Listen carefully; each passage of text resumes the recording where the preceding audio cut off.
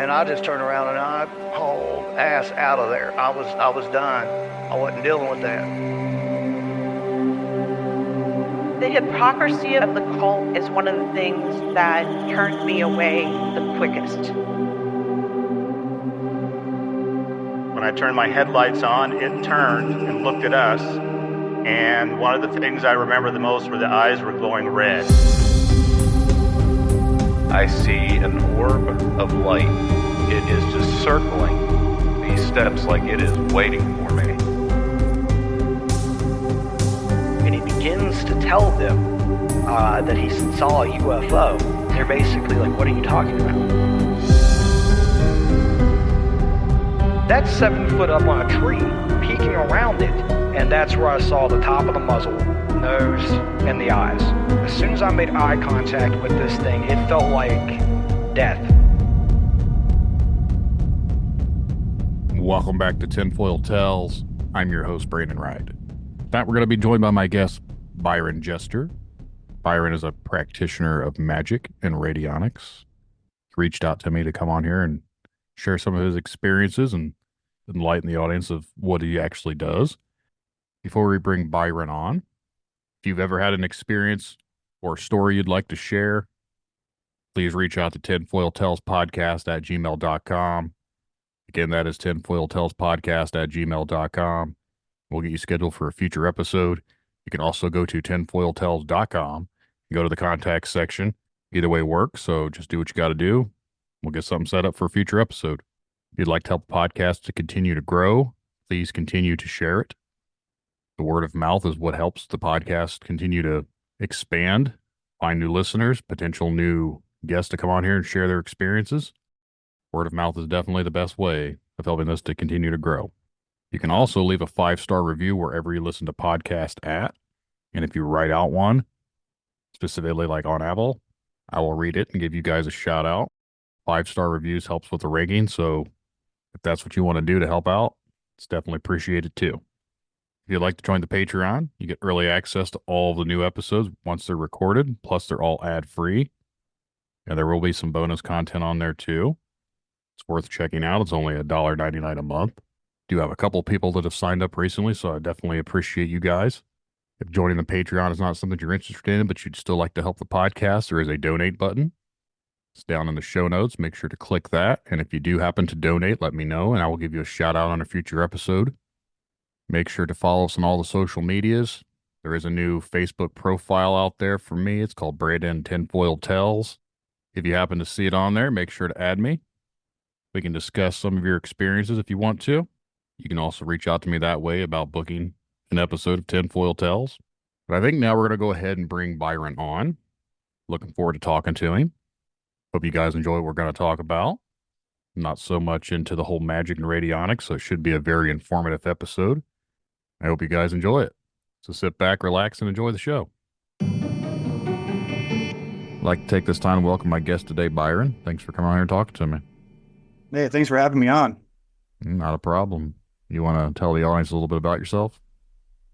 Yeah, so my name is Byron. I am a magician. I also make radionics machines and just into psychic development and spirituality for pretty much most of my life. I grew up on a small island on the eastern shore in Virginia in a house that used to be the old funeral home for the island. So I just grew up just seeing spirits everywhere, and I've had a lot of other stuff happen to me throughout my life, and so that's a big summary of what I'm all about. What got you wanting to be a magician? Dude, that's a pretty loaded question. It started honestly when I was like 8 years old. Probably maybe more like 9 years old. But I got into my father was in the military. My parents got divorced, and we moved out to Western Washington. And my mom hooked up with this guy that had these giant appliance boxes, like old cardboard boxes, just filled with every conspiracy book, conspiracy theory, paranormal, books on magic, the occult. So I got into conspiracies and paranormal and astral projection, all that stuff at a really young age. I would say third and fourth grade is when I really got into it. In fourth grade, I performed a couple of rituals out of Francis Barrett's The Magus, which is also the grimoire that Joseph Smith was greatly inspired by. And like I had like an actual like crystal ball and all sorts. Yeah, I was pretty I was pretty hardcore little kid. And I was also reading books on like the JFK assassination, Philadelphia experiments, MK Ultra. I mean, you name it, But back then, conspiracy was a lot different than it is today. It was before the internet really took off. So you just kind of had a few books. Right around 92, 93, I think, at that time period when I was a little kid, I think conspiracies really kind of took off because you had that movie JFK by Oliver Stone that just came out, and it was the 30-year anniversary of the JFK assassination. So a lot of cool stuff was coming out right around that time. I mean, for the time anyway, with the internet now, it's a lot better aside from the censorship. I think that movie, I actually don't know if I've even seen it. I haven't seen it yet. Yeah. Oliver Stone has been one of those people that's always kind of went against the grain when it comes to the government, so it doesn't surprise me. But there's a lot of things, like you said, with the internet. I think it's gave way to people to have more communications and to diving into certain topics, but I do believe there's a lot of things that they don't want us to see, and there's a lot of misleading misinformation out there, so it's hard to take everything seriously. Oh yeah, especially right now when we have AI going through and scrubbing everything, and then you have misinformation, disinformation, and then a lot of people sensationalize things. They get caught up on things before they get all their facts straight, and I mean most people are just idiots. I mean, let's be real, Yeah, I don't. Like I said, this whole podcast, the theme of this and everything else, it's definitely falls into the realm of conspiracy.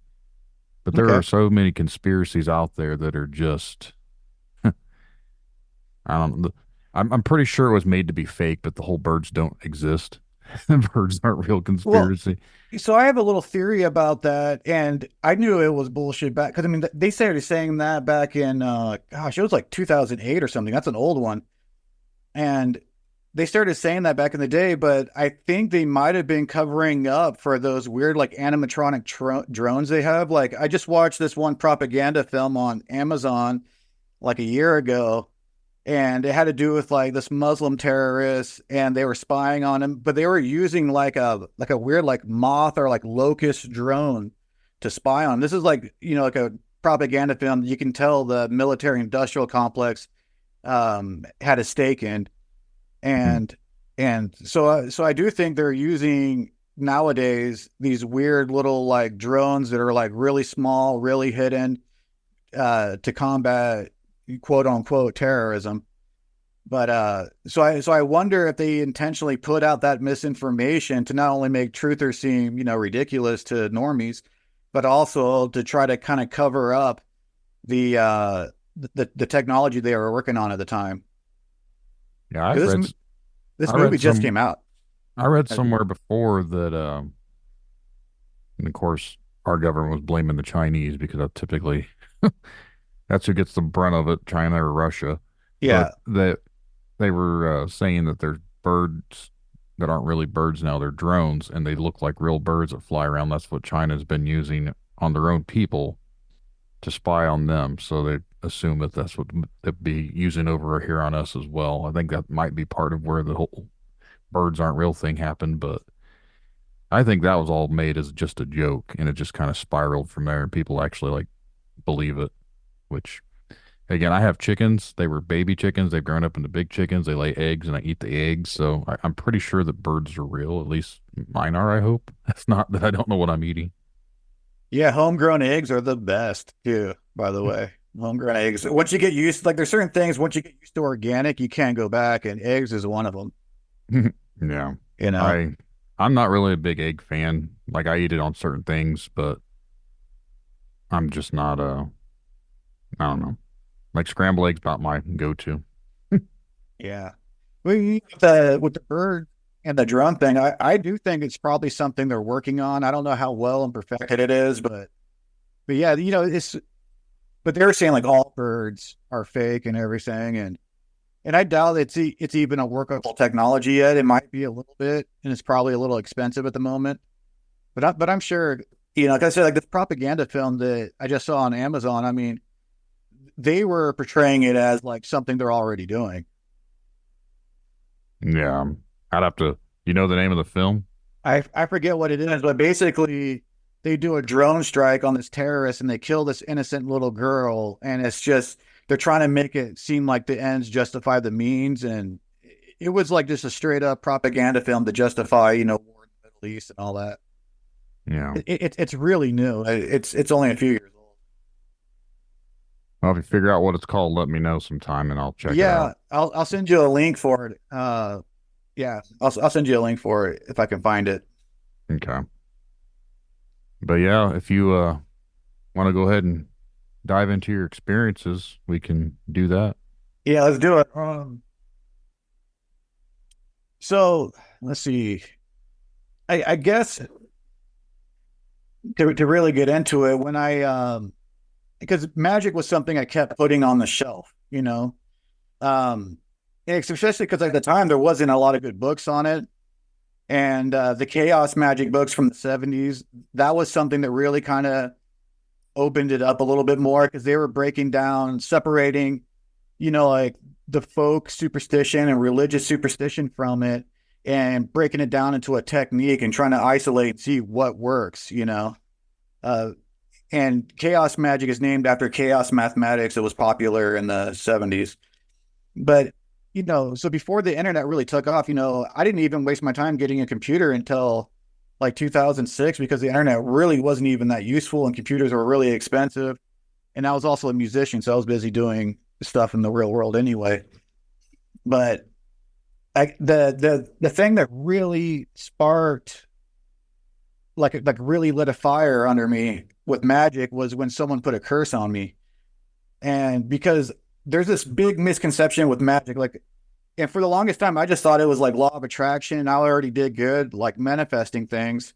I already had that kind of ability to kind of impose my will on reality. My brothers do too, and they don't even practice magic. It's just, we come from a military family. It's just something we do. But so I always just thought magic was like law of attraction, power of prayer, that kind of thing.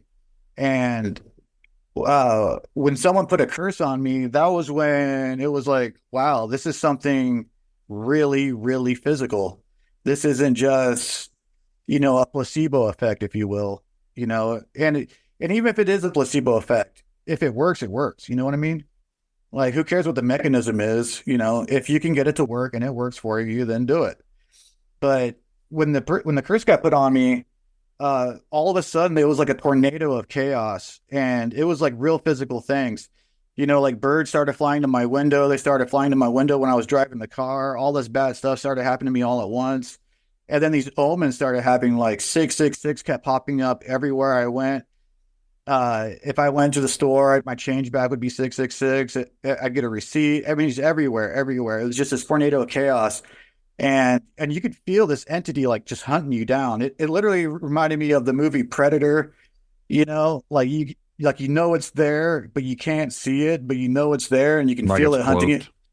Yeah, it really reminded me of the Indian guy on Predator, Hmm. and then so like I started doing the banishing ritual of the pentagram. That's pretty common. And then it started going after my girlfriend, and she didn't even believe in curses at all. Like she believed in spirituality and everything, but she didn't believe in like physical curses until this happened. And then when I eventually broke the curse and everything, it all went away. And then I immediately started getting omens that it went away and everything. But the curse literally started going after her once I started like banishing and doing that kind of stuff. It started going after her. And it was going to try to take her out on the freeway. I could already tell. but after that, you know, that was when I really went, okay, there's something going on here. You know, there's like an actual physical mechanism going on. It's not just law of attraction, placebo, power of prayer type stuff. And and even though I don't encourage people to like misuse it, you know, even though I don't really care if they do, I just don't really try to encourage that kind of stuff. But it almost seems like baneful magic is by far the most real magic, if that makes sense. You know what I mean? Now, when you're talking about magic, I know a lot of people, including myself, I've always been skeptical, but how do, without giving it everything, like, how do you explain magic to people? Like in like layman's terms, to someone that doesn't really buy into it, how would you describe it? Is it an energy? Is it an illusion? Like when you say you do magic, like you're a magician, what is it exactly that you're doing? Well, everyone's different. I usually focus on summoning spirits. You know, there's a lot of different ways you can go about it, but I prefer just summoning a couple of spirits, going like, hey, you know, do this, do that, make an offering, poof. You know, I prefer working with spirits. Yeah, but also, you know, I do everything, you know, energy healing, distance healing, psychic development, astral projection. I mean, everything. But when I think of magic, because, you know, Aleister Crowley had that quote that it's causing change in the world in conformity with the will, right? I mean, you know, making a peanut butter sandwich is causing change in the world using your will, you know, so I don't really consider that magic. You know, I consider it more like working with spirits. That's pretty much what I consider it. And it gets kind of convoluted when you start getting down this thing because we have this ability to create thought forms and to create, you know, like have you ever heard of a servitor or an egregore? Yeah. Okay, well, I mean, for anyone who's listening, a servitor is an artificial spirit. In the world of radionics, it's more of like a psychic robot, but in the world of magic, it's basically an artificial spirit. It's basically an imaginary friend that you create to accomplish certain tasks, you know. It's like you manifest it. Yeah, sort of. Yeah, you build it from the ground up. But so you know, there's another quote with magic that it's all in the mind, or it's all in the head. You just have no idea how big your head is, you know, and that's true and all, but it's not the complete truth. But so it gets kind of convoluted because there are real spirits. You come in contact with these. I don't know if anyone here has ever done like DMT or ayahuasca or anything like that, but the entities you come in contact with on DMT are definitely real entities, you know, and so, I mean, I do believe there are real spirits. They're just incarnate. They're daemons, parasites, you know, all different kinds of entities all around us. And I think some of them are just a natural byproduct of the human experience. And I'll go into detail on that in a second. And then others, I think, are kind of tasked with the responsibility of kind of like maintaining reality itself. And so now with the servitor, it's a spirit that you just create. You just create this thing to accomplish certain tasks. And the thing with magic is, I mean, you could summon Scrooge McDuck if you wanted to. And not only can you summon Scrooge McDuck, he will answer your questions and he will even bring you money, you know, if you do it right. You know, it's all in the operator, how well you know, your skill level. But there's still real spirits out there, you know. So it gets really convoluted once you start kind of trying to break down like what's objective reality and what's subjective reality. You know, like at the chaos magicians, they want to think everything is subjective. And I don't think I believe in that. I do think I believe in objective reality. I think I believe in objective morality, you know? So. No.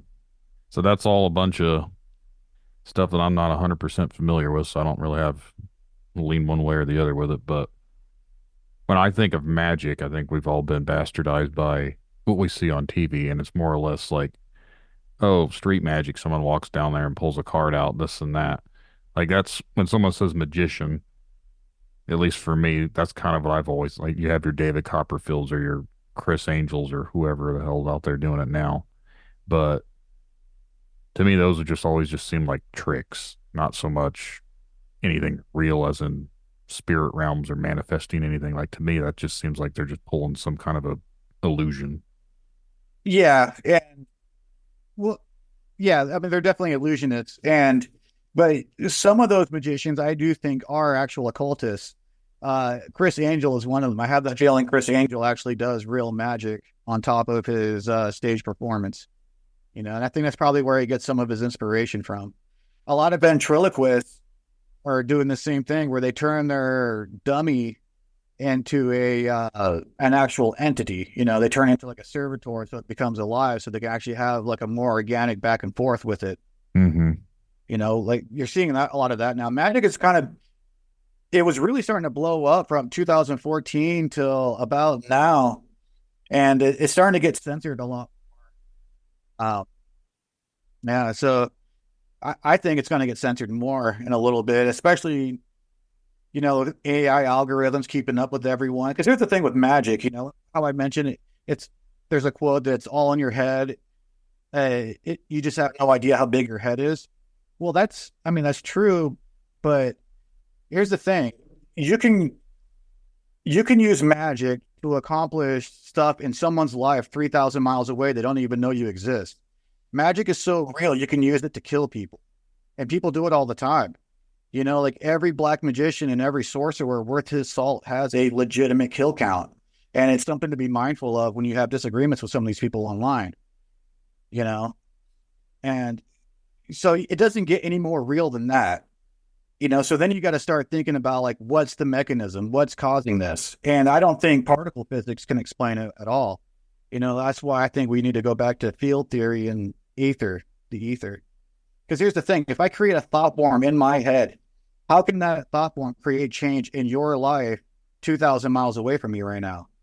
There needs to be a background medium for that thought form to move through, to pass through. That's what I think. Yeah. Now, if people were able to do that, I guess it's hard to comprehend it to an extent, but basically, if people can manifest things with magic or whatever, almost like you said earlier, put a curse on the people, is there a way to do the opposite? Like a beneficial curse, if that makes any sense? Oh, yeah. I mean, if you wanted to, you could use magic to kill cancer.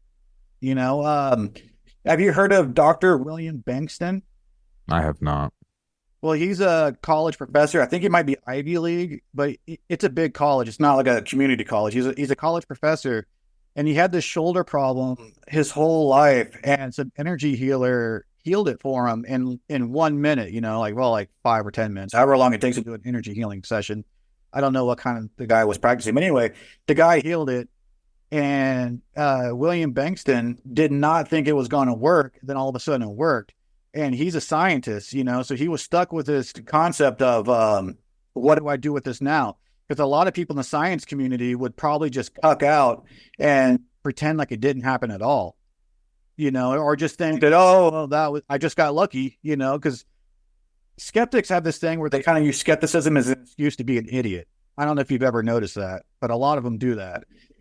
But he did the opposite. He went full into it. He started doing lab experiments on energy healing, and he was taking these lab rats, and he was using a really terminal type of cancer in these lab rats. He was injecting each of these lab rats with a really terminal cancer and cultivating it. And he starts doing energy healing on all the lab rats, and he starts getting rid of their cancer super quick. And not only that, after a lab rat got the cancer, if he got rid of the cancer with energy healing, that lab rat couldn't be contaminated with that same cancer again. And not only that, the rats that came from that offspring, if that rat, reproduced, because, he was doing like really isolated, he was doing thousands and thousands and thousands of rats. It was a big experiments he was doing. But the offspring of that rat were also immune to that type of cancer. And then, so he started playing with different energy healing techniques, and he tried all of them, like Reiki, Blue Flame, Prana, all different cultures, and all of them worked.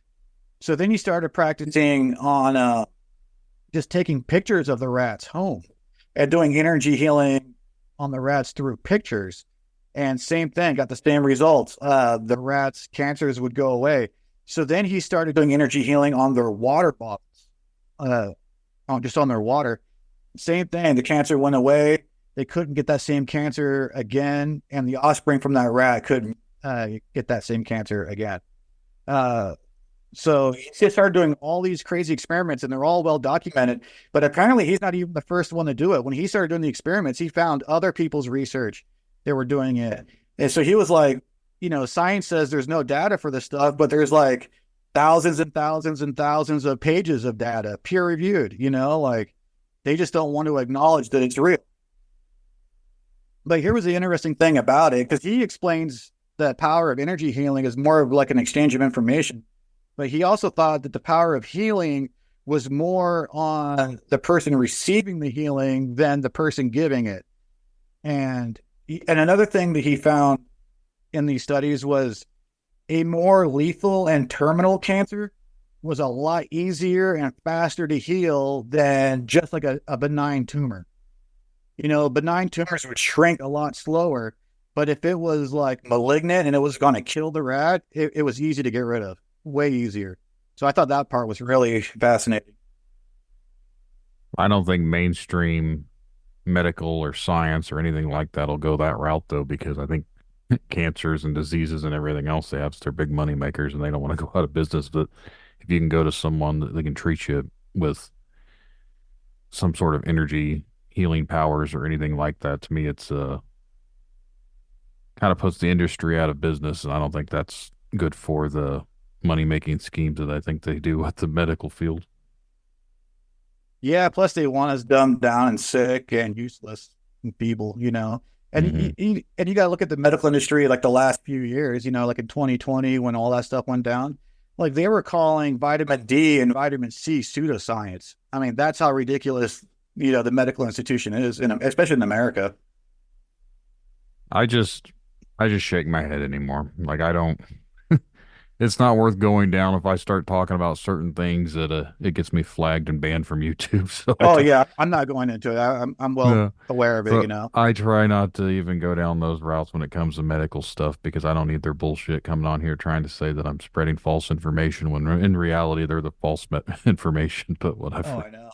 and people are still getting banned for it. Even on Twitter or X or whatever. People are still getting banned talking about it. Yeah, it's we claim we're in the land of the free. We have free speech, free everything else. But in reality, there's nothing free when it comes to being a person. Not so much even in just our country, like everywhere. There's always something out there that completely keeps us away from just being able to do what we need to do. There's always some sort of rules and regulations and over-authoriating. I don't know if that's even a word. I might have just invented that.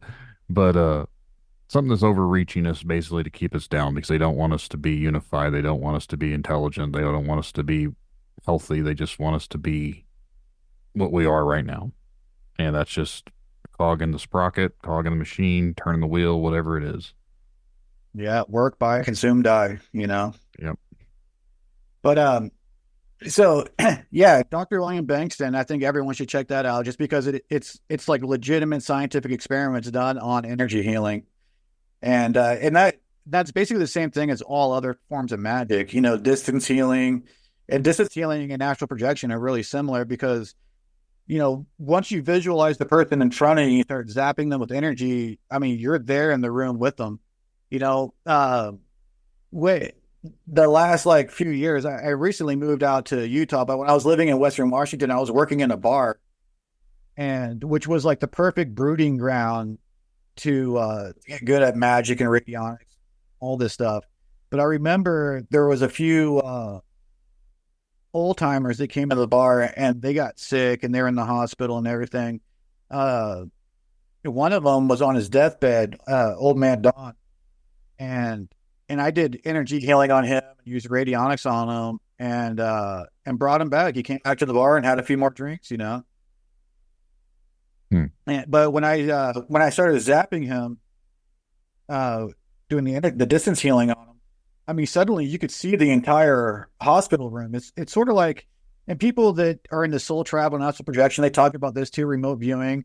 they call it anchoring, that you set an anchor uh there, so they, but when I started zapping them, I mean, suddenly, I mean, you could see everything in the room almost, not everything, but it's pretty profound. And the thing is anyone can do it, just no one tries to, no one even thinks about it, but anyone can do it. And the thing with magic too is everyone does it all the time and they don't even know it, and how many people do you know have known in your life that have a really negative outlook on life and they're constantly cursing themselves? Almost everybody. Almost everybody, it's super common. It's super common. Yeah.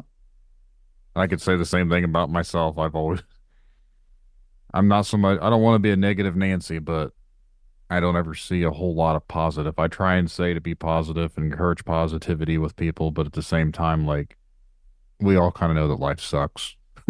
There's not a whole way of getting around it. Like, we all have to do the daily grind, and some people enjoy it, some people don't, but that's part of it. I don't think that I always say I wouldn't change anything, though. I enjoy my family. I love my family, my kids, and everything else. So for me, it's like doing this podcast, I guess, is my little outlet. So Yeah, and you get to talk to interesting people and everything. yeah. And there's something to be said with being real, though. Because like there's a lot of issues in the spiritual communities, all of them. Even the atheist communities. There's a lot of spiritual narcissism. You see it with a lot of the Christian truthers. Like they think everything is satanic. They think yoga is satanic. The New Age community, everything's all love and light, and the thinking positive is important, but denying reality is so destructive. And from the terms of like manifestation, that's why they try to be all love and light and try to be all fake positive, is they think, it is true that energy goes where it flows,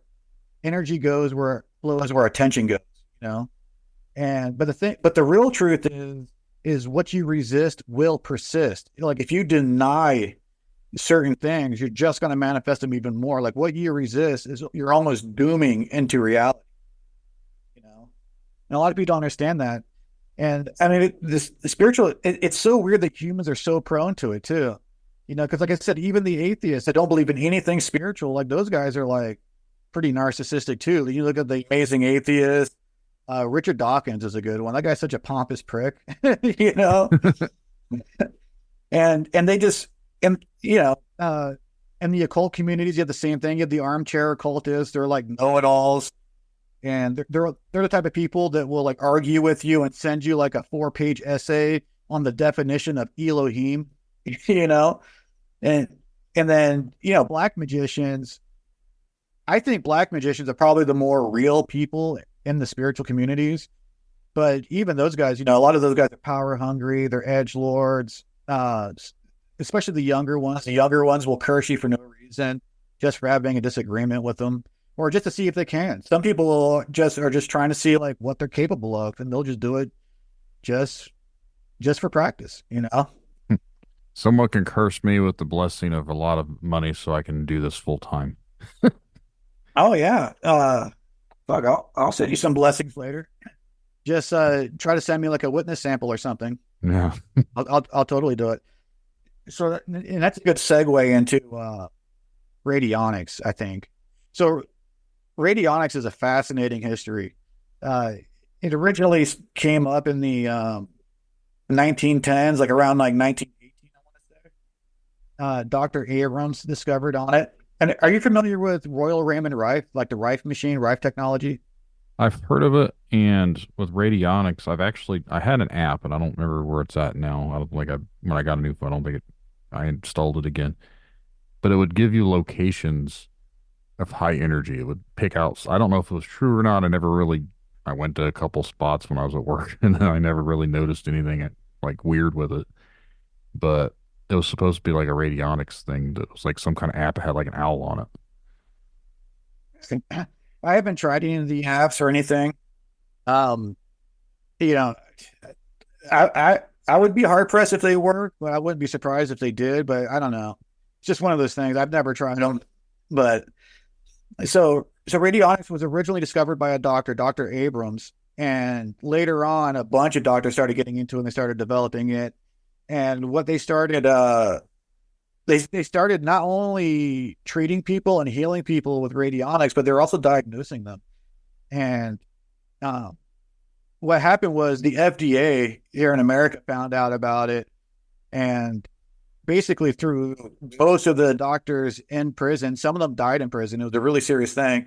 Confiscated all the machines and destroyed them. And there was actually, it was happening in Europe too, in the UK, and these radionic practitioners were about ready to go to prison.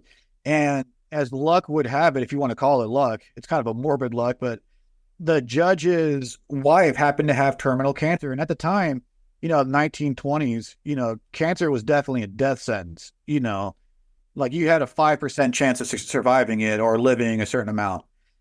And the radionics practitioners were like, really? Oh, that really sucks, Judge. Do you think just for fun, since you're so desperate anyway, like, why don't you just give us a sample of her hair and we'll see what we can do? And they totally got rid of her C word. And then the judge was like, after that, he couldn't throw them in prison. He couldn't find them guilty. So he dropped the charges. But that was a pretty fascinating part. But it kind of got squashed for a little while. And then a rocket scientist that worked for JPL heard about it. And sort of like Dr. William Bankston, he didn't believe it, but he gave it a shot. He built a small radionics machine, just a really simple one, just an input plate, an amplifier, and an antenna. Really simple. And his daughter had like warts on her face, and I forgot how that happened, but he just took a picture of his daughter before she had the warts, focused on her not having warts anymore, and turned the machine on. And I think within 3 weeks, maybe 4 weeks, all the warts on her face went away. So then he was like, because he's another scientist, he's a materialist, atheist, one of those guys. And then he was like, well, what do I do with this now that I know that this works, So he started kind of going into it. He wrote a book on radionics called Mind Machines You Can Build. And I actually have a copy of it. It's pretty good. A lot of it is just like pendulum, dowsing rods, a lot of stuff like that, making pyramids and stuff like that. But he does give like a really simple schematic on how to make a really basic radionics machine. And then, so after that happened, radionics kind of resurfaced in like the 60s, I want to say 50s and 60s, probably 60s. And it was being used for agriculture because a lot of people that were using radionics were terrified to use it for healing because they didn't want to go to prison and, have their whole lives ruined and get destroyed, So they were using it for agriculture, and then they would take a picture of the crop, and they would put a can of pesticide on the input plate, a picture of the crop on the output plate, dial the rate, and get rid of the insects. But then they discovered, after doing this a little while, that they didn't even need a can of pesticide. All they needed was a picture of a can of pesticide. And that was really kind of started, that's when people really started figuring it out, that a lot of it was just intent. And witness samples, you don't even really hardly need a witness sample. So then that was going on for a little while. And then this one ceremonial magician, Charles Cosimano, everyone calls him Uncle Chucky. He was someone who was like summoning demons and stuff. And, he's a really mischievous guy. Like he was like, wow, if I had this, I could really F a lot of stuff up, so he was the guy that was the first guy to weaponize. He was the guy that literally started just tearing stuff up with it. And he's kind of a pariah among a lot of the radionics communities. Some people accept him now as like one of the, one of the fathers of it, but of modern radionics. But, he was a pariah. A lot of the because a lot of those guys were dedicated to healing. They didn't want it to be misused. And then Uncle Chucky was like, I can kill people with this. This is great. So, and then from there, the rest is history. Now it's everywhere. Lots of people are using radionics. It's really blowing up right now, especially among the black magicians. because they're always looking for more power. They're always looking for anything that works. Is radionics what they use in Scientology? No, what they're using in Scientology, I'm surprised they don't use radionics, honestly, because they're kind of against a lot of mainstream medical and psychiatry and stuff like that. But no, what they're using is it's a 1/3 of a lie detector test. So it's basically just scanning your anxiety. Okay. I forget This- what they called it, but I was trying to think of if it was radionics or not. I know they had like you hold these little things. It's almost like a lie detector test, but they called it something, and I can't. It's a thetan meter. Okay. A thetan meter. Yeah. Yeah, I'm not too sure what it was. I know I've seen some things here or there, but I honestly thought it was they practiced like radionics. I thought it had something called onyx in it. I'll have to look it up here. But Maybe yeah, you're thinking of the actual science they call Scientology. It's called Dianetics. that's what it is, Dianetics. Yeah. Yeah, I had a chance to buy the book on Dianetics when I was still living in Western Washington, and I passed it up, and I kind of regret it now because I haven't seen another copy since. Yeah, like I said, I don't know a whole lot about the whole Scientology thing. It's just I remember that word Dianetics or whatever, and that's for some reason I was thinking of radionics or whatever. So, but not to cut you off, it was just one of those little things that popped in my head. Yeah, and you're into like a lot of the paranormal stuff. A lot of people use radionics for looking for UFO hunting and paranormal stuff, and people get good results using radionics for paranormal investigation and UFO stuff. Yeah, that's what that app claimed it was. It was for like finding hot spots of like for energies to find like weird, I don't want to call them portals, but like weird vortexes or something that were like high energy areas. And like I said, I went to one or two of them and I just looked around. I was like, well, I'm in someone's area here. I was in a spot by the side of the road and another one's in someone's backyard. I was like, well, I'm not trespassing. So I didn't really use the app after that just because of the places they were giving you couldn't really go to anyways. Yeah, I've never tried them. I heard some are better than others, but I've never tried one of those apps. But the thing with me is like, I grew up in a house that was hella haunted. It was basically a portal to the other side. So, and, in fact, every house that I've ever lived in was haunted. So what's the common denominator there? Obviously I'm a vibrational match for it, but it's one of those things where it's like, if you already know they're there, like, I don't know, the paranormal investigation thing is, especially when you're a magician, because I'm like, dude, put their asses to work. You know what I mean? Like, a couple candles, a couple sticks of incense, you say some words, you do some stuff, like who cares about getting a picture or a little reading on a app on a phone, I don't know. I mean, I guess it's cooler than just sitting around watching TV, but I don't get it. I just don't. Like if you already know they're real, what's the point? Hmm. You said you grew up in like the funeral home for this little island or whatever. Yeah. What is some of the strangest things that you encountered while you were there? No, just seeing spirits everywhere. But they were like well defined. It wasn't like an orb, even though I have lots of pictures of orbs. I have pictures of orbs on film, like down in my basement. And I'm not even using a flash on the camera. There's orbs everywhere. Because I went down there to visit before they sold the house. And but yeah, the thing that I remember the most probably about it was they were always well dressed. It wasn't like some dude in like a white t-shirt and blue jeans. They were always well dressed. That was the thing that really kind of stuck out to me. But when I was a kid, I didn't know it was a funeral home. And my parents would always tell us that, oh, you're just imagining things. Oh, it's just, because they don't want to freak out a kid. Like, oh, well, this place, yeah, there was like 150 dead bodies here one month. Like, yeah. Oh, that's just Charlie. Yeah. He comes and goes, Mm-hmm. But so, yeah, I mean, my little brother, he saw my grandma Virgie after she died. That one stuck out to me a lot. But it'd be like one of those things where you just always see someone walking down the hallway or you'd wake up and you would see someone standing down on you and you rubbed your eyes and they were gone. A lot of it was just stuff like that. I don't remember any like poltergeist stuff.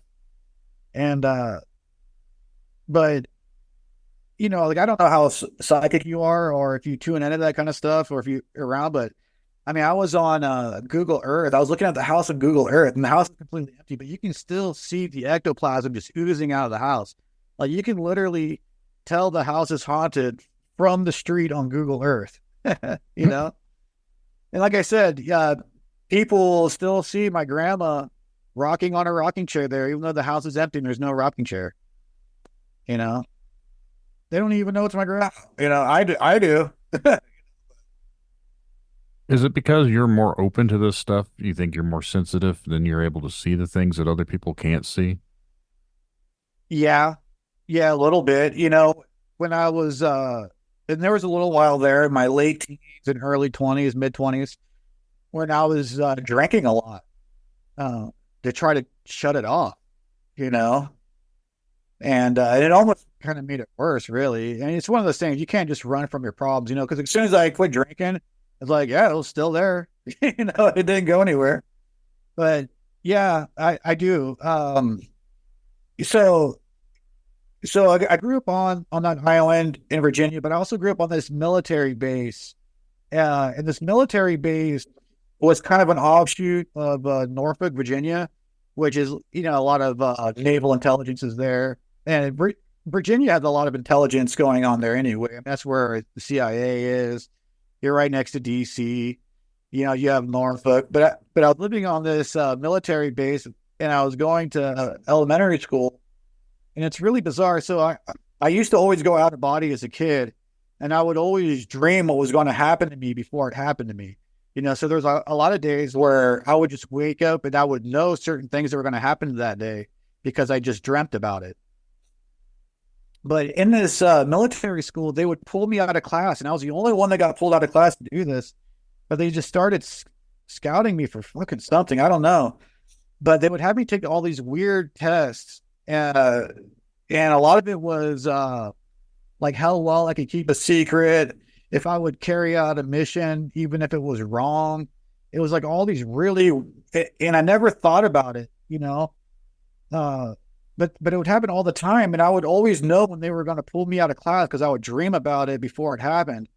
And there was only like one other kid in the whole school. And I think he was in a different grade than me. I think he was a little bit older, that was doing these tests too. Really weird. They never told me what they were doing, but it was basically like how well I could keep a secret, how well I would carry out orders.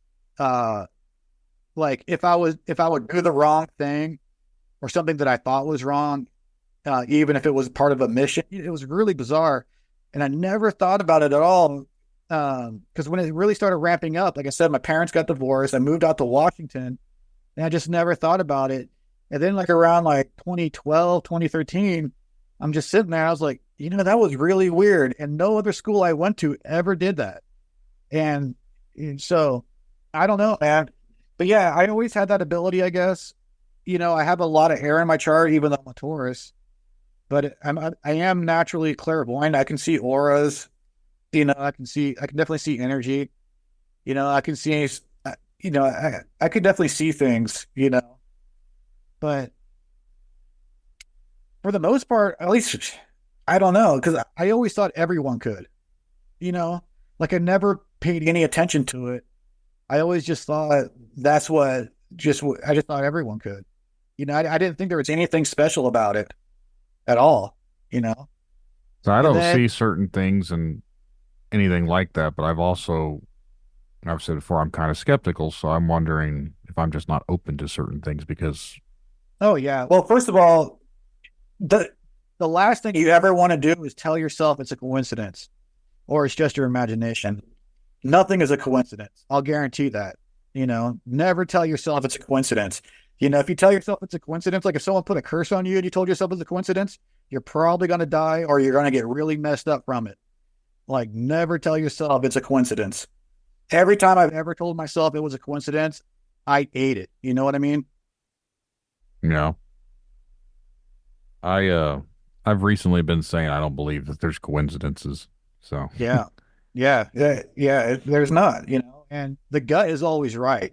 Your brain might mislead you half of the time, but your gut instinct is always right. is there any other types of weird experiences you had that you'd like to talk about? Oh yeah. So, okay, so I was living in this college town in Western Washington, and before the political hysteria and everyone went completely insane, it was by far the best town I've ever lived in my entire life. I love this place. But anyway, everyone went crazy. So anyway, I was living in this apartment. And this is in my mid to late 20s. I think I moved out of there like right when I turned 30. And so when we're moving in, we checked out a few of the other apartments in the building. And um, I remember telling the lady that we wanted this apartment because we liked the energy in there better.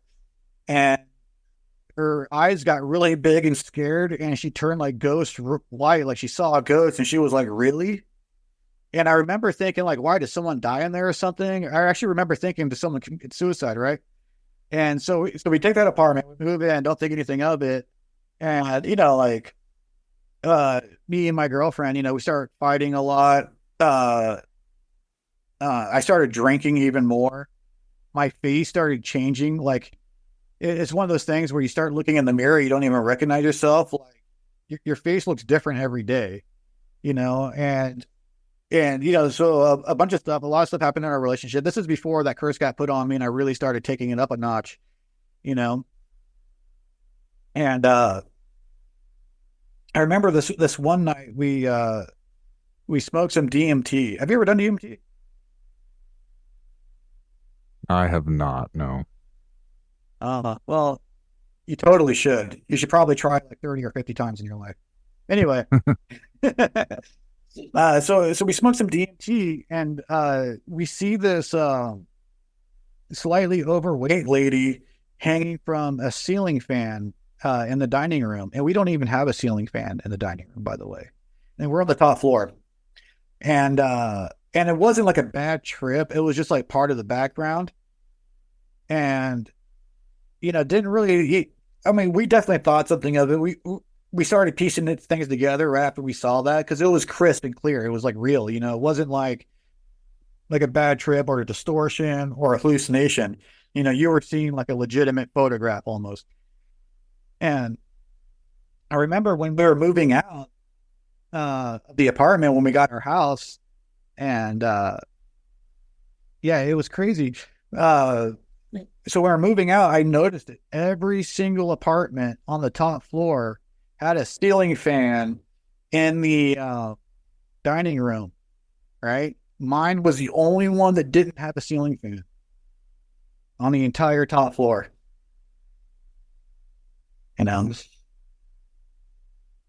Yeah.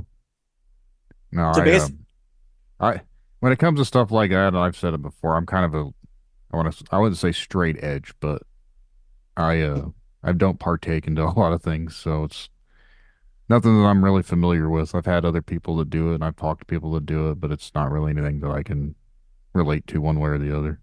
yeah, yeah. I mean, I don't even drink. I'm pretty straight. Like I don't drink alcohol. I don't smoke tobacco. I don't watch TV. I don't watch porn. Like the more I started working on like psychic development, my spiritual journey and everything, the more you just can't even you just can't even enjoy stuff like that. Yeah, so I don't drink a whole lot. I don't smoke or anything like that. So for me, it's just kind of how I've always been. Like I just have never had interest in most of that stuff. Like I might have an occasional beer here or there, like at a social thing, but it's not anything that I just sit around and do because I just have no interest. I guess my drug is caffeine. That's the Same here. I still drink caffeine. I think about quitting, but it's like, dude, I mean, it's so hard to get through life without something, you know? yeah. We've all got our vices some way or another. Yeah. Yeah. But, DMT was an important part of my journey, I would say. late 20s. Like I said, I was living in a college town in Western Washington, so it was pretty normal for psychedelics to kind of float around uh, there. And DMT is like completely different psychedelic than anything on the planet. It's so important to do it. And I remember this one night, because it only lasts like 10 minutes, so to really get the full effect, you kind of have to do it a lot in a night, So we smoked it pretty much throughout the whole night for like 6 hours. And I remember, man, because it only like decalcifies your pineal gland and really kind of gets it working again from all the pharmaceuticals, chlorine in the water, chloramine, fluoride, all that stuff. All that stuff that calcifies your pineal gland, but it really helps clean a lot of that out. But I remember, and this was a real trip. This is when I started figuring out the difference between a lucid dream and an out of body experience. The difference between an astral projection and a soul travel. So I wake up and I hear something. I go look out the people. Look out the window, stand in the kitchen for a second, and then I go back in the bedroom and I see myself sleeping in bed. And I was like, oh, interesting. And so then I started flying around, but yeah, it's an important,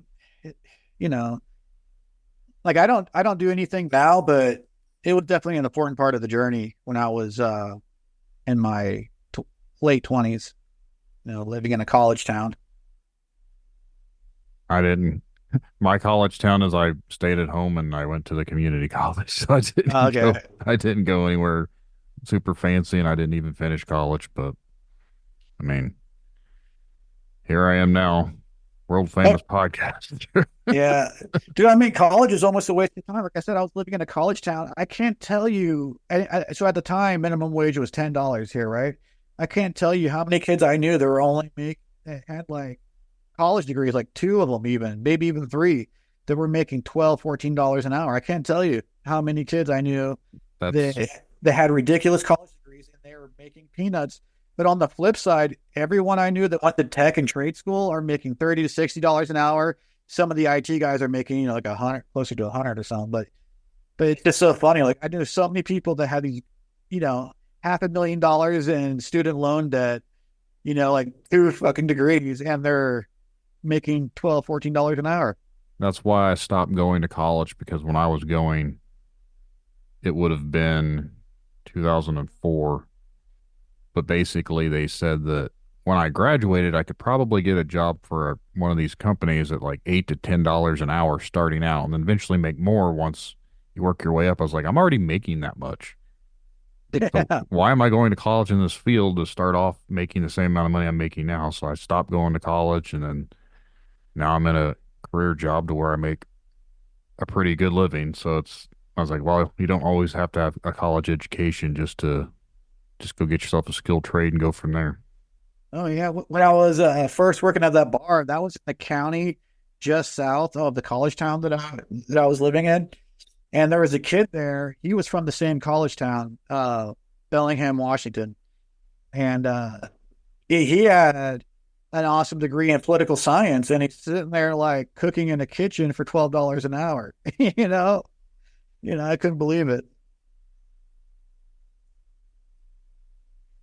Yeah, I think like some of the things that we are told that we have to go to school, we have to do this, we have to do that.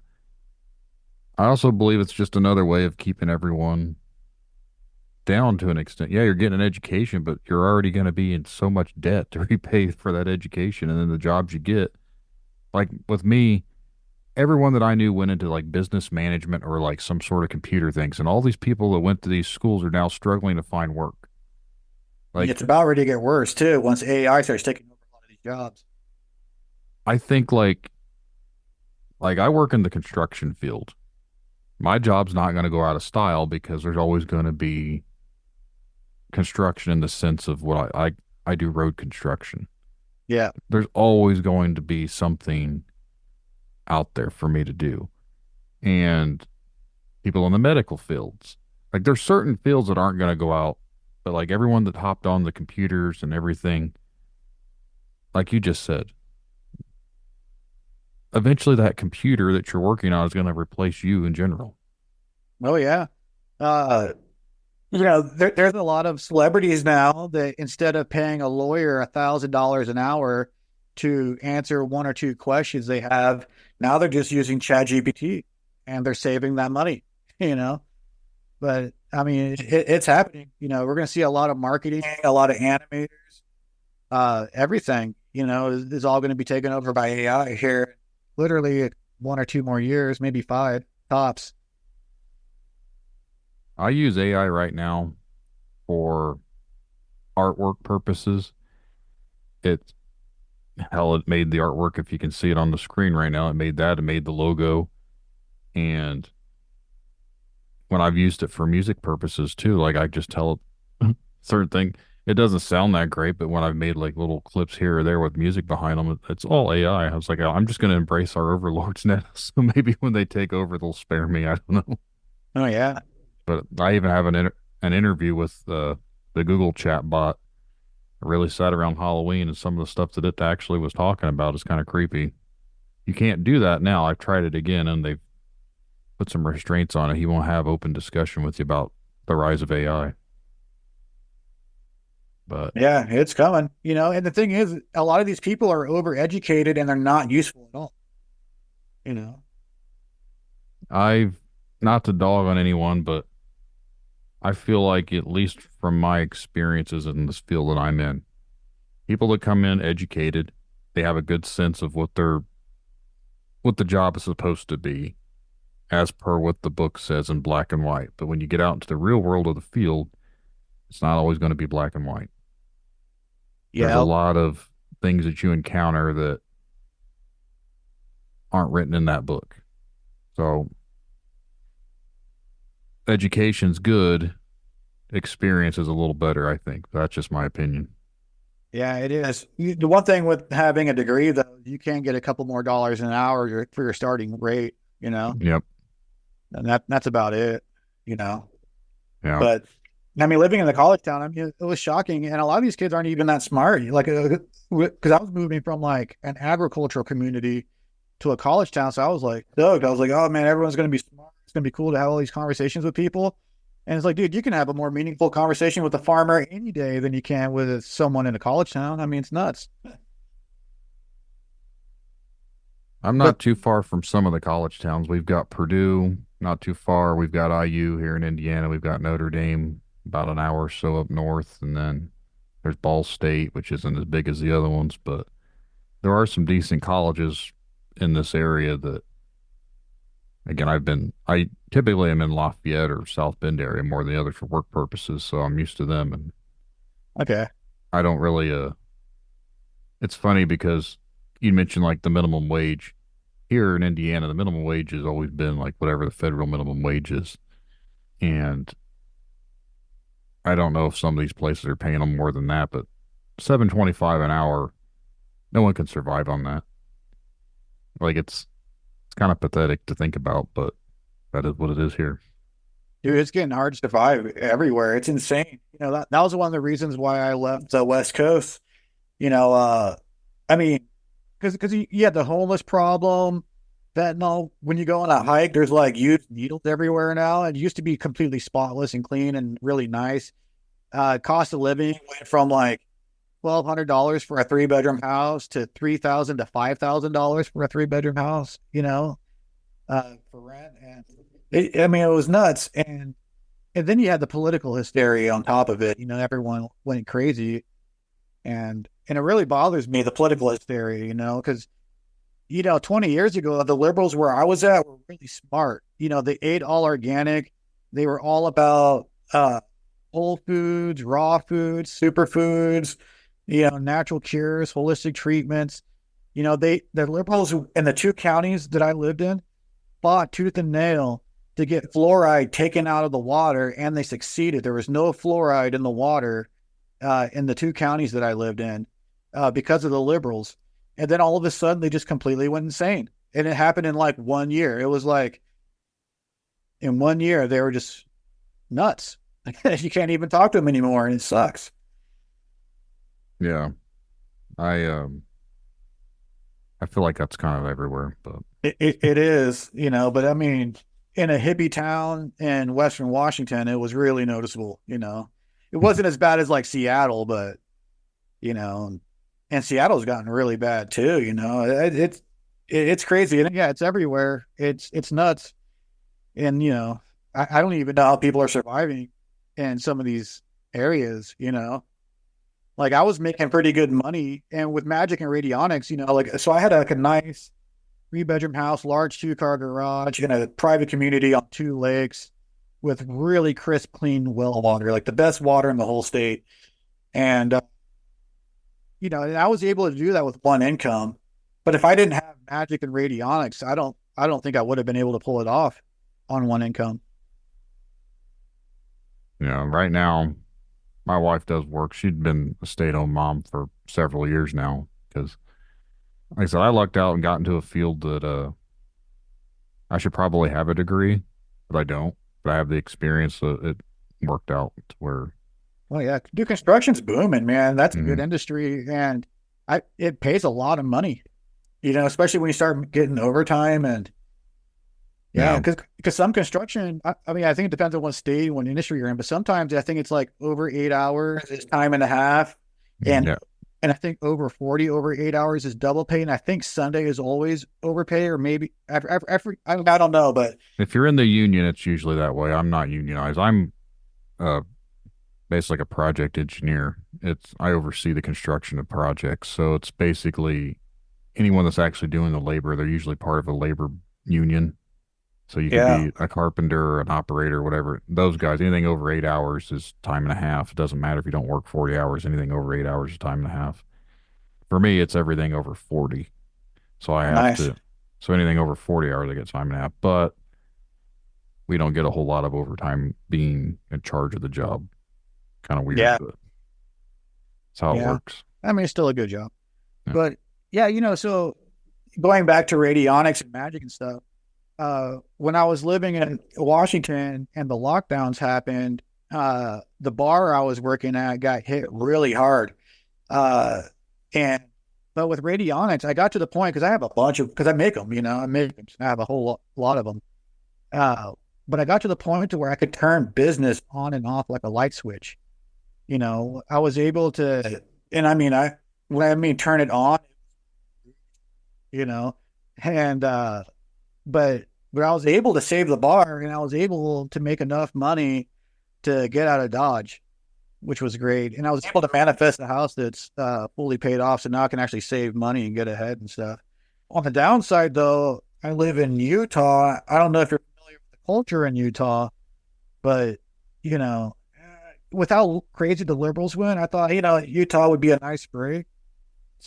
Most of the people here are pretty nice, but there's like this 20, 30, 40% of the people that live here that are just insufferable, man. They're so judgmental, and they're and where I live, they do not like outsiders at all, so Well, is there anything else you'd like to discuss? I don't want to try and cut you off soon or anything, but I do have some prior engagements I got to get to here after a bit. So,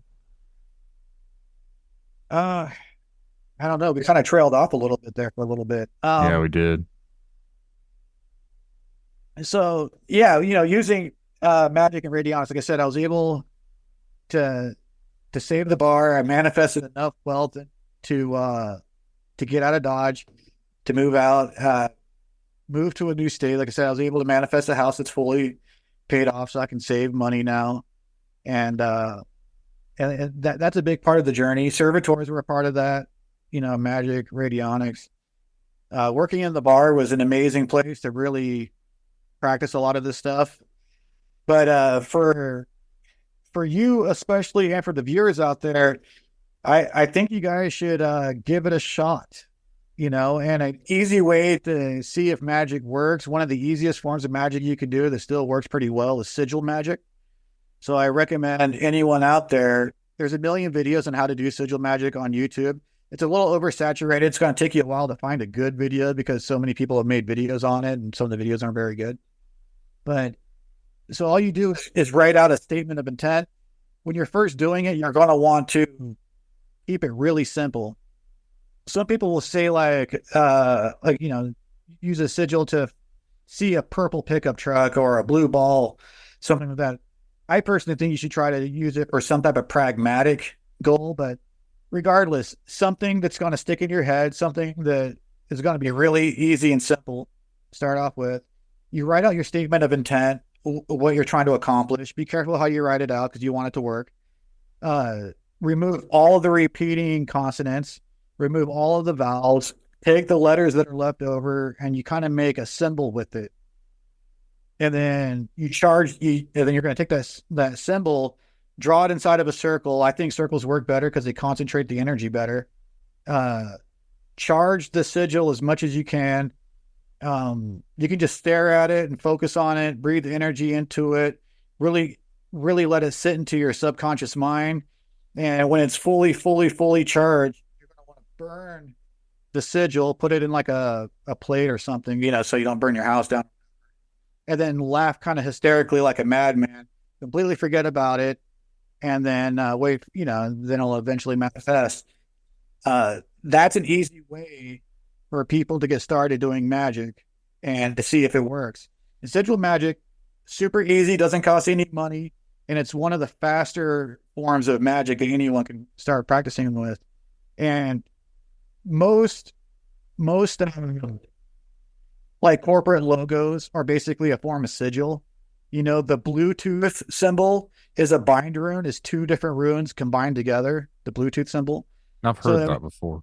Yeah, so I mean, there's sigils are everywhere, but sex magic is probably the best way to charge it. But I'm not going to go into detail about that. Don't want to overcomplicate it, but I highly recommend everyone to do as an experiment to get started using sigil magic.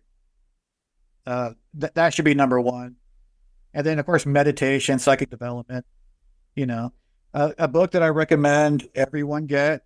I got my copy for $7 on eBay. Is Basic Psychic Development by John Friedlander. And that book, if you work through all the exercises in that book every day for a year, you will basically be a black belt in a year. Like that book is worth its weight in gold. But what was it called again? Basic Psychic Development by John Friedlander. Okay. Anything that you can think of that you would want in the show notes, you can send in an email like that book or whatever, and I can include it for anyone out there listening. Yeah, that would be a good one. And then I guess, my YouTube channel is My Apotheosis. My Instagram is Lord Byron Jester. And all lowercase, all one word. And then my Etsy shop is My Apotheosis as well. And if people want to purchase a Radionics machine or learn more, I'm extremely generous with my knowledge, and I like to help people on their journey. And of course, if we go outside of Etsy, then I can give people a much better deal, So, yeah, I don't know.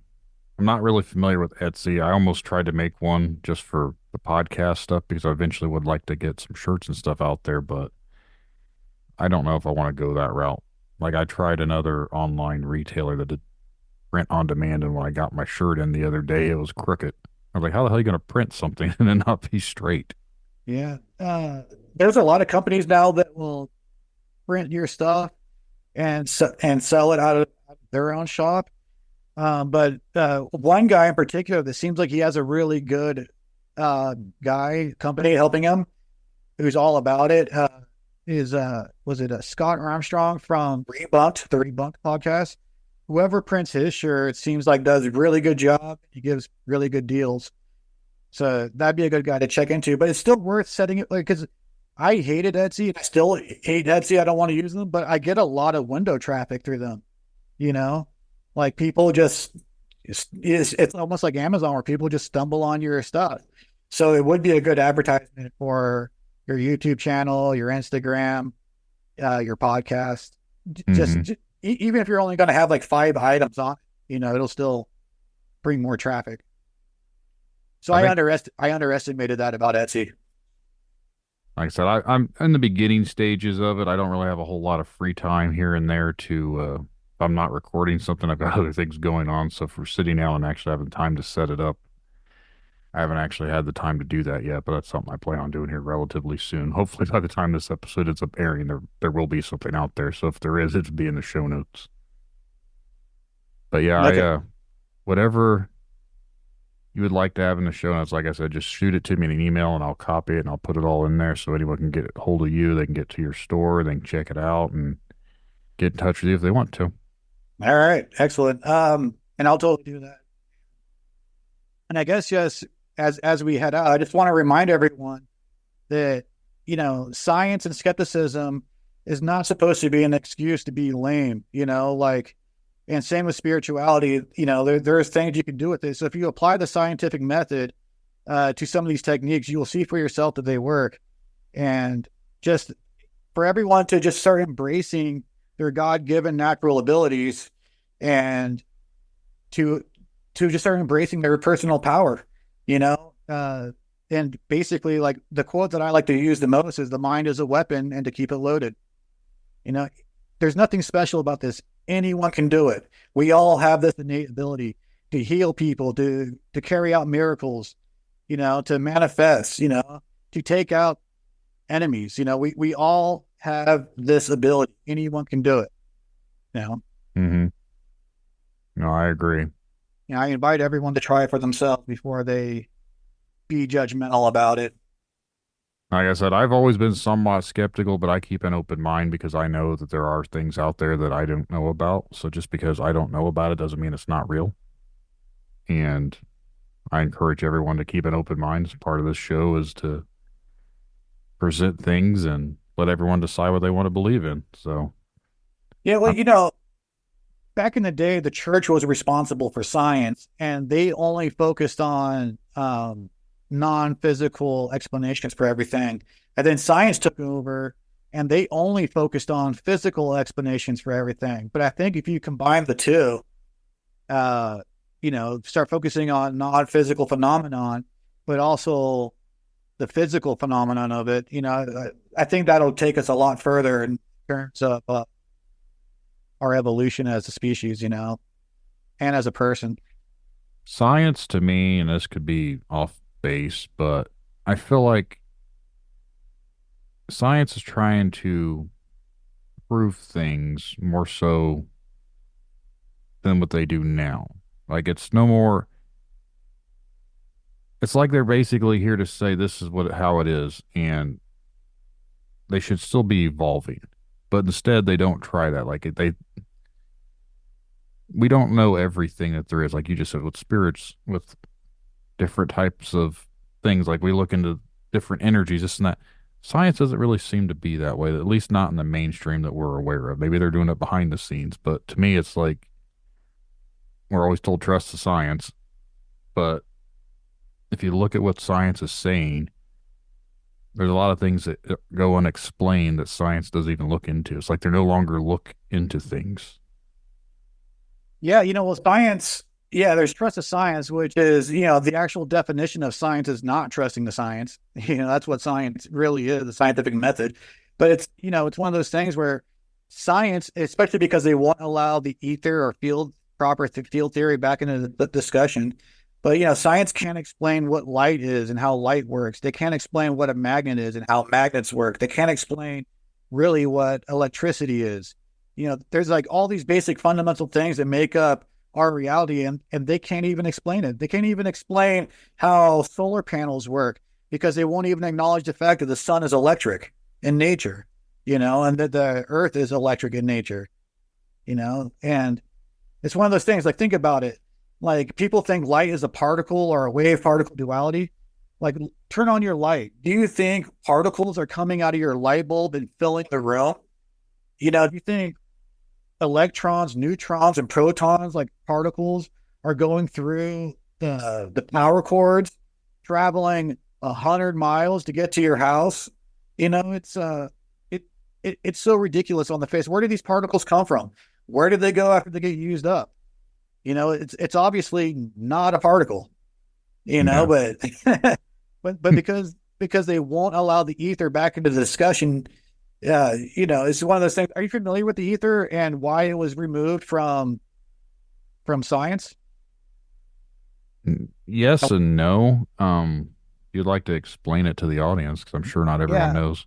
well, it's going to trigger some people, I'm sure, but because we only got a few more minutes left, so I'll try to hurry. So back in the late 1800s, there was an experiment, the Michelson-Morley experiment, where because everyone believed in the ether, so they were trying to detect the Earth's not axial rotation, but the orbital rotation around the sun uh, through a stationary ether, and they got a nil result. They couldn't detect the Earth movement at all, but they did detect a really slight fringe pattern. So what they're doing is they're basically shooting a light beam and they split it, and then they have it bounce off these mirrors and come back and combine again, and then go through a sensor. And so they were expecting, because the orbital velocity of the Earth is like 67,000 miles an hour, 66,000 miles an hour. But they didn't pick that up. They got a slight fringe, it was like a 14 degrees per hour. And this is why Albert Einstein came into the picture. This is why he's such a hero and everything, was because he was the guy that came up with a theory of relativity, special relativity, and then general relativity, to try to explain why we can't detect the Earth moving around the sun. And so after that, there was the Michelson Gale Peterson, I think, Michelson Gale experiments, where they were still kind of trying to get the fringe, picking the fringe shift and everything, trying to detect it using the interferometer meter. And they still couldn't get the result, but they were picking up on a axial drift. And then later on, especially, I mean, a lot of people were detecting this. This is an experiment that's been done like 5 million times from 1890 to about 1920, 1930, probably even 1940s. But Dayton Miller was the guy that really started isolating everything that he could. He started testing this drift, because this drift would change based on altitude. It also changed on equinoxes, eclipses, and he started using like wood to case the interferometer, and he started using metal. He started changing the temperature. He started doing, like I said, there's an experiment that's been done 5 million times. He tested every variable he possibly could, and what they discovered was there was an ether drift, and it's also known as like the Sanyek effect. And actually, like all of our satellites, what we call satellites, and all of our like atomic clocks, laser ring gyros, GPS, the fiber optic cables under the sea floor, all of these have to be calibrated for this ether drift to work, and which what they call the Sanyek effect. And so what they're discovering was, or at least contemplating, Dayton Miller was really trying to play with both ideas, but is the Earth in rotation around the sun, or is this drift being caused by the Earth's axial rotation, or is it being caused by a transference from the sky rotating above us, which we call Mach's principle? And so it's been this whole thing, and because they couldn't detect the orbital velocity of the Earth, and this isn't like, like 1920s, 1910, 1890.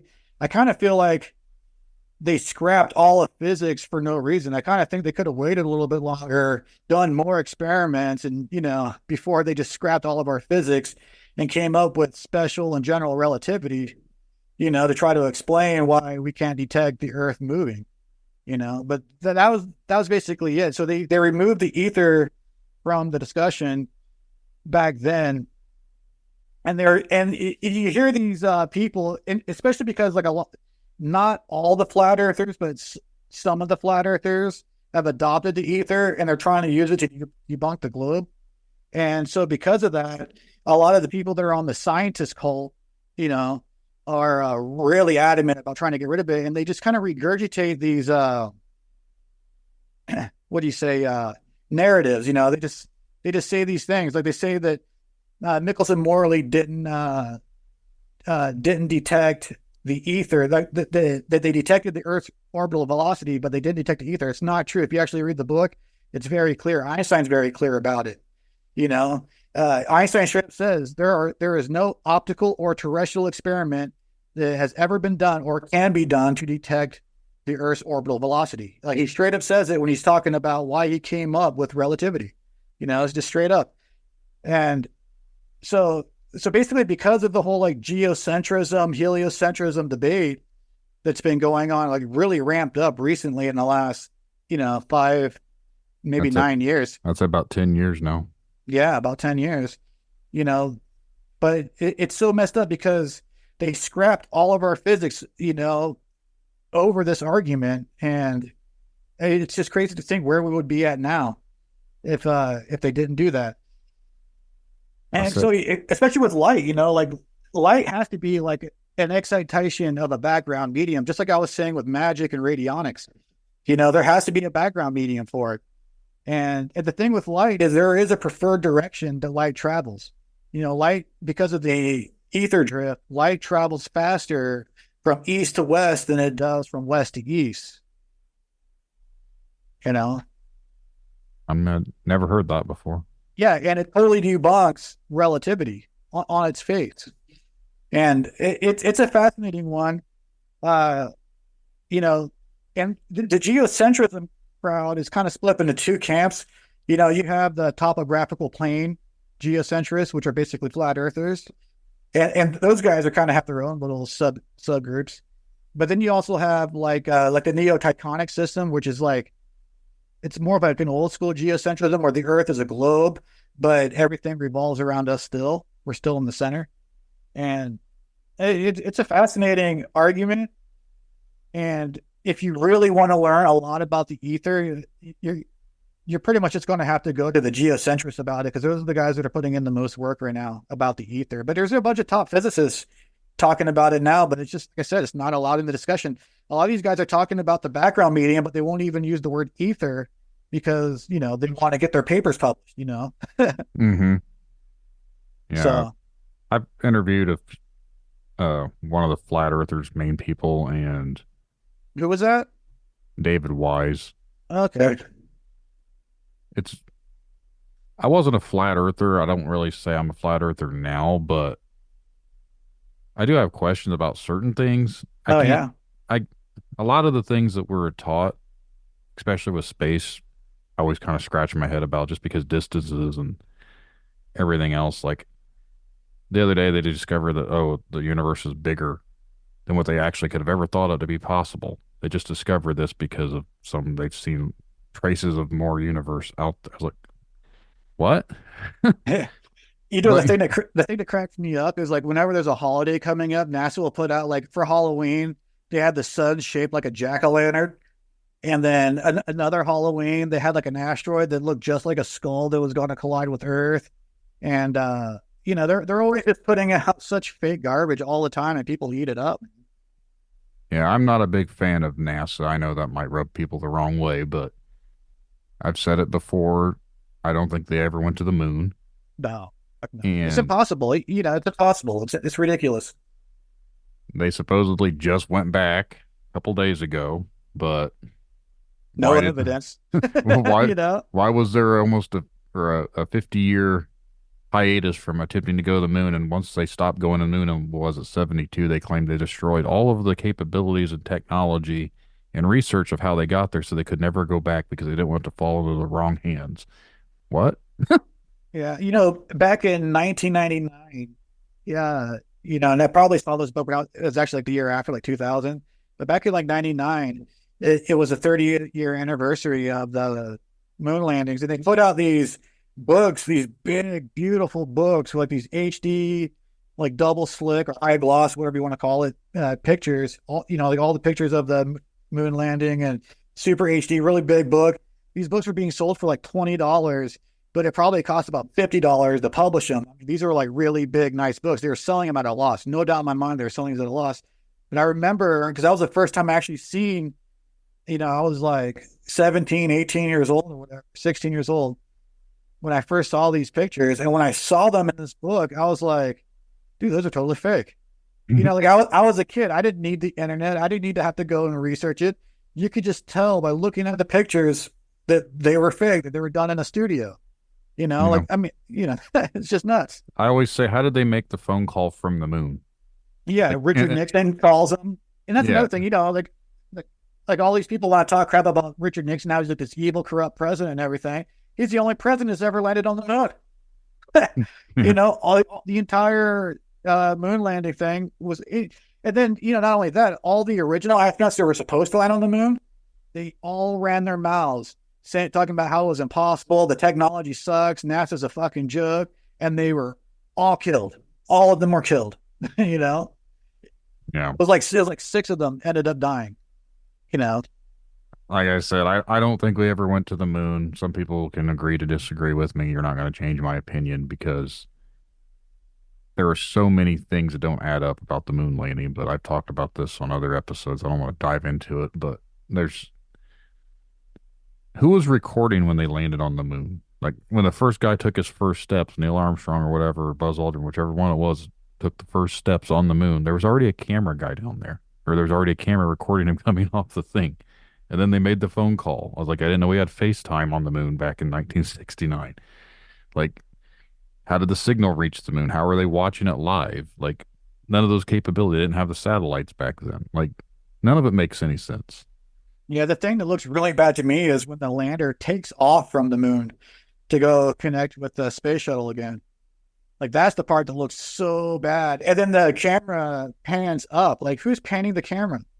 Like, how are you going to get that film back to get it to Earth to show everyone? It's such a joke. And people eat it up. At this point, it's Santa Claus for adults. Where does like when they left the moon, my thought was they always had to have a rocket just to leave Earth. They didn't really have a rocket to leave the moon. Well, the gravity's not as strong on the moon as it is Earth. Well, they weren't floating on the moon. Yeah. Well, the moon doesn't have an atmosphere. There's no I don't know what you want to call it. Like, it's basically like a vacuum. That's why the flag wasn't moving and they had the sand wasn't floating. Like, you know what I mean? If it was there's not that much gravity, like you leaving footprints in it. Like, you didn't see stuff slowly floating. Like, the flag was all stiff looking, but the sand itself didn't do stupid stuff. Like, I don't know. None of it makes any sense. No, it's ridiculous. It's Santa Claus for adults at this. Yeah. But that's why they got rid of the ether, though, was over this argument over heliocentrism and geocentrism. And, and the ether is the unified field theory that encompasses everything.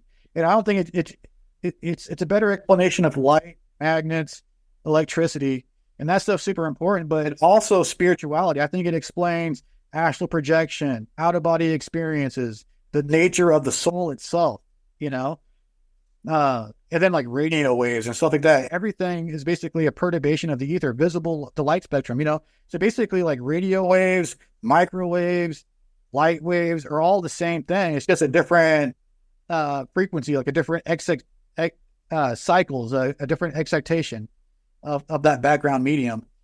And, it makes perfect sense. And I think that's how magic works. Like I said, magic is really physical, and I didn't understand that until someone put a curse on me. But you can kill people with magic, and that doesn't make sense through like particle physics. Like, how is a thought form I create in my head going to change? Like let's say I create a thought form in my head to give you a blessing. How is that going to work? 2,000 miles away. There needs to be a background medium. There has to be. There's no other way around it. Mm-hmm. Yeah. And I think that's also the same with auras. I think our aura is like our basically electrical field interacting with the ether around us, the background medium. And same with the nature of the soul. You look at like metaphysics and like how Buddhism will say like this isn't the soul, that isn't the soul. And a lot of people will mistranslate that as there's no such thing as a soul, but they're not saying that. It's basically like a radio.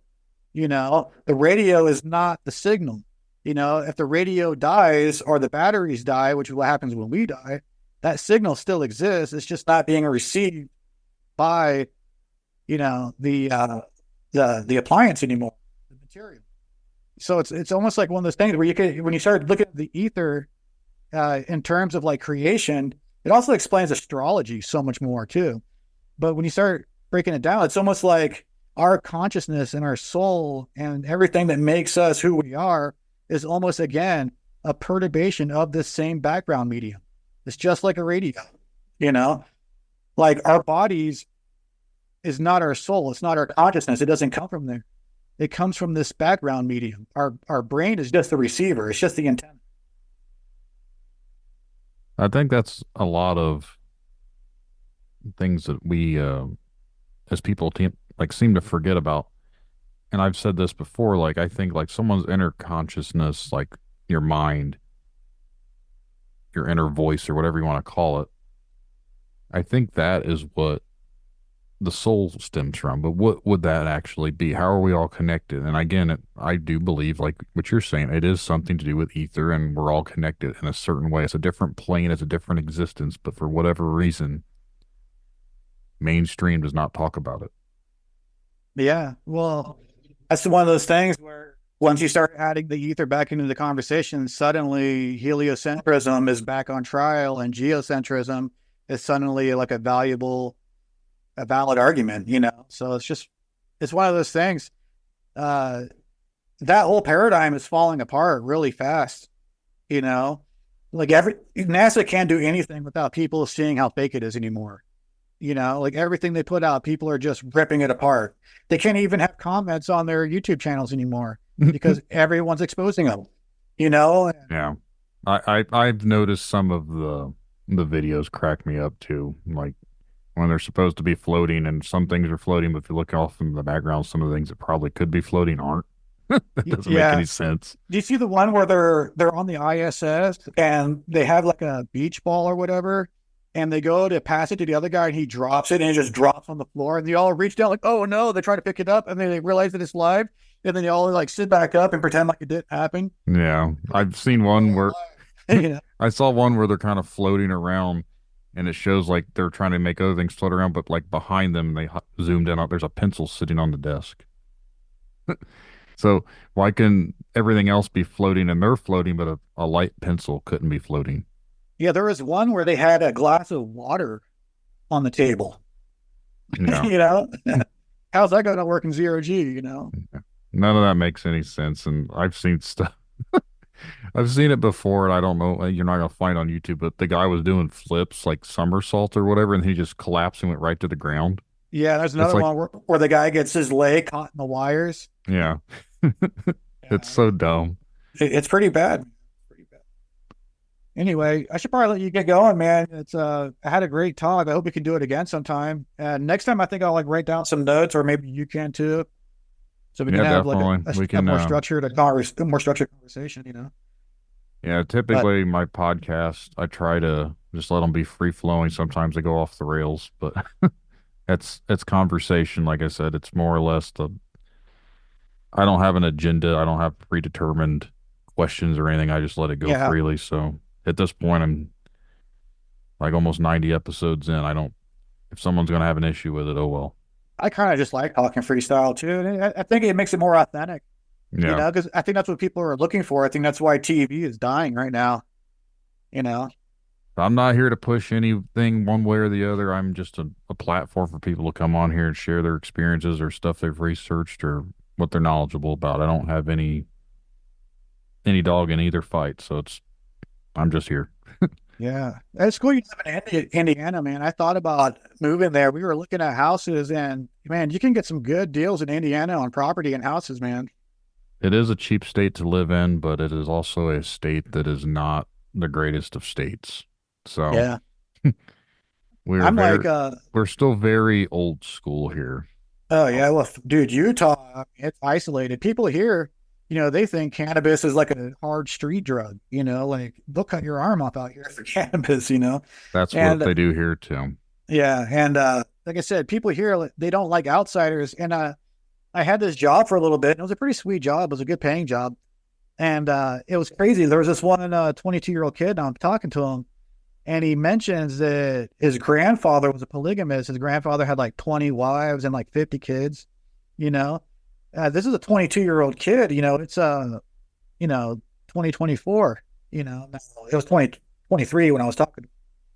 And then this other girl that was working there in a different area, she was 21. Her grandfather was also a polygamist, and again had like 10 or 20 wives and shit.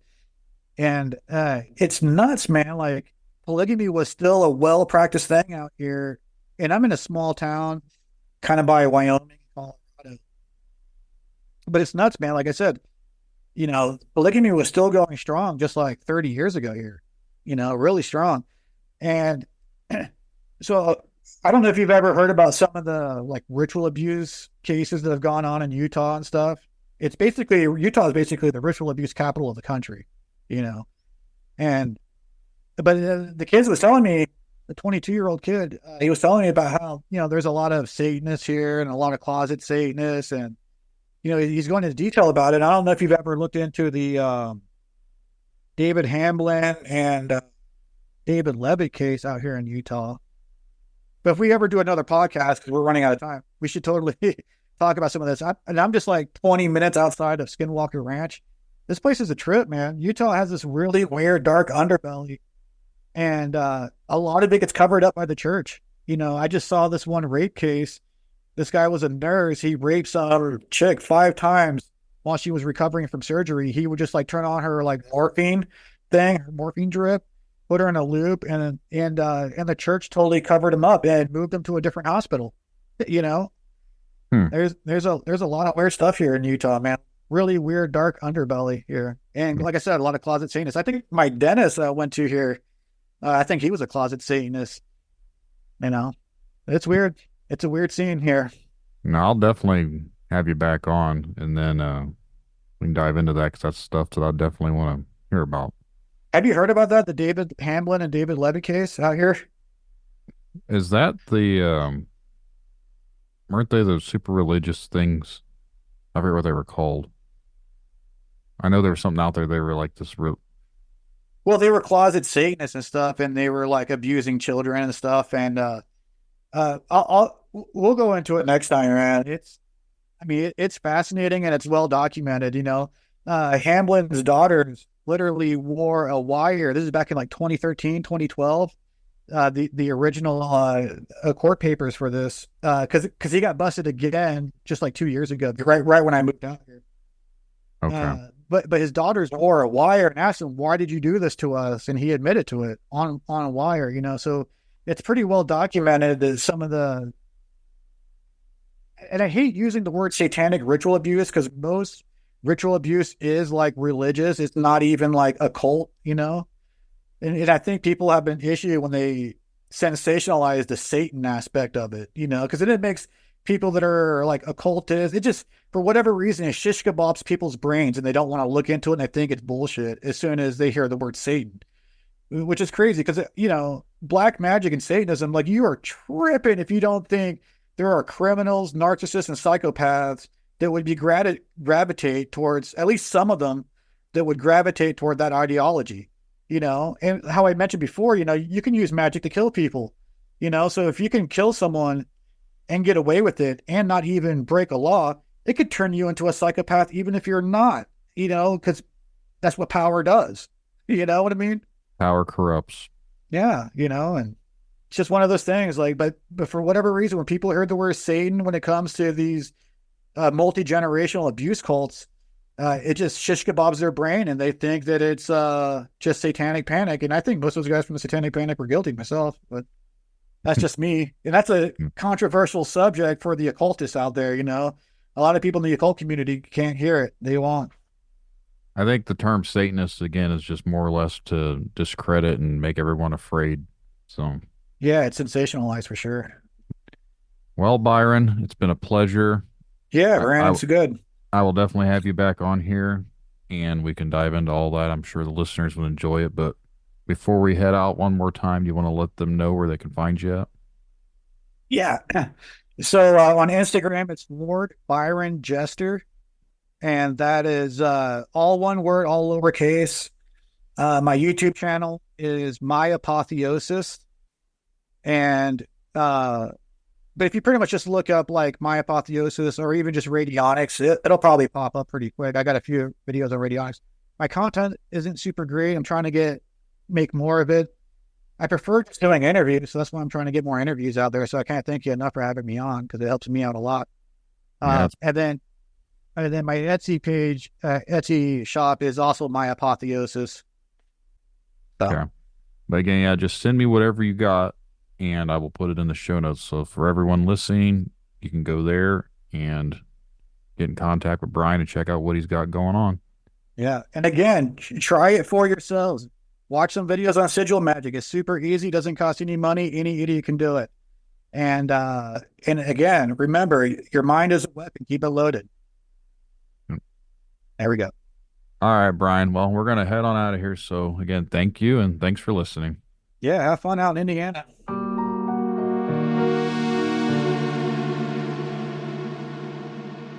Remember, the truth lies in the stories we share, the connections we make. Stay curious, stay open-minded. Thank you all for joining us on this journey, and until next time, keep questioning, keep seeking, and keep exploring the unknown. Good night, everyone.